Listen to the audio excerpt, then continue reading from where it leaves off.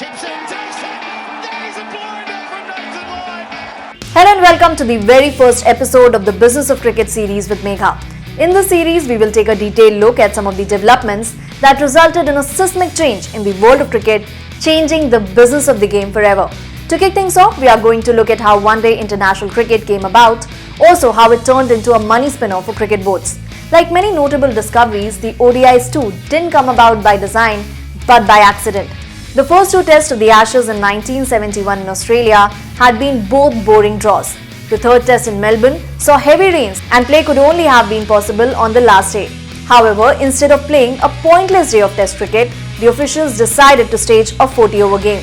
Cigarette manufacturer Rothmans agreed to cough up 5,000 Australian dollars to sponsor the game, and the first ODI was a go.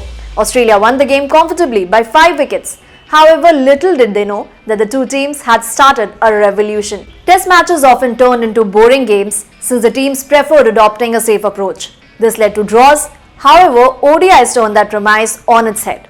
A match that could not be lost must necessarily be won. The result-oriented nature of the game and the fact that it got over in a single day made it hugely popular among spectators. On the other hand, an ODI competition sponsored by Gillette had been going on in England. However, the first international gave it the necessary lift and popularity rose considerably among spectators. Australia also played a series of one-days against England when they toured in 1972. The popularity of the format was finally beyond any doubt for the authorities. That laid the ground for the possibility of a multi-nation World Cup tournament to be held in England in 1975. An interesting tidbit about the groundwork awaits you at the end of the video. Meanwhile, the ICC managed to rope in British insurance firm Prudential as the sponsor of the tournament. The sponsor contributed as much as £1 lakh, which was a massive amount in those days. The total prize money for the tournament stood at only £9,000. However, it proved to be a resounding success as 8 teams fought it out for the trophy. Packed houses were seen all over England as Australia and West Indies produced a pulsating finals at Lord's to make it a success like no other.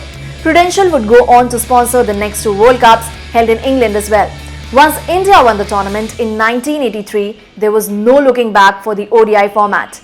The format's popularity exploded in Asia and a massive market was opened up. The ODIs eventually became the money spinner for the global game and remains one of the most important developments ever. And finally, the first Cricket World Cup was actually the Women's World Cup that was held in England in 1973. It served as the final proof that a tournament of that nature was the way ahead.